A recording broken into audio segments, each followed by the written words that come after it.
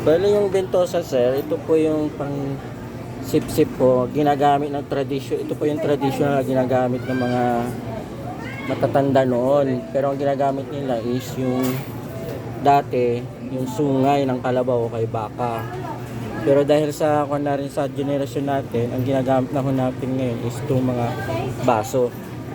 Dahil sila yung katulong namin na nagsisip-sip ng lamig na hindi namin madurog sa ilalim. So ilang beses kailangan mong pabentosa?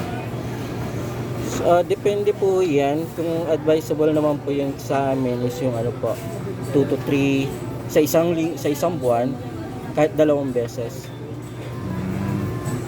Bakit kaya yung ibang mga ano to, gumagamit ng bentosa nagkakaproblema? Gaya nung na sa TV na anong naging sanhi?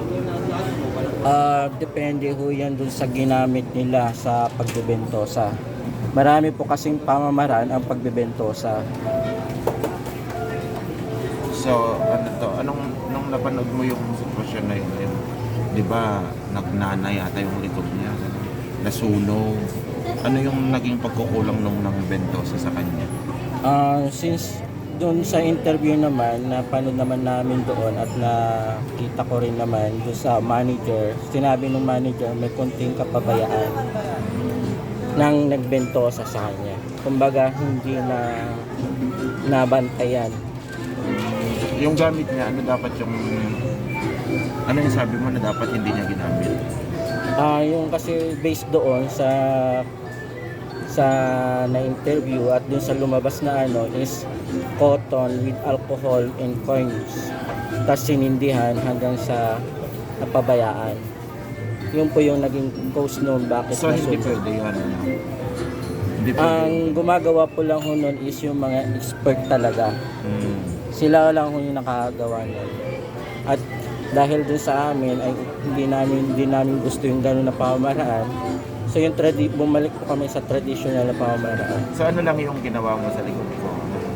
Ay ito ginamit ko lang po yung baso at the same time yung heat, yung apoy na ginamit ko kanina sa lighter. Yun po yung ginamit ko rito sa likod mo sir.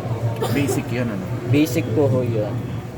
So walang ano to, hindi siya magkakause ng danger or harm sa likod ko. Wala naman po as long as sundin yung advice namin sir na wag po muna kayong maliligo after nito at wag rin po kayong iinom o kakain ng kahit anumang klaseng malamig.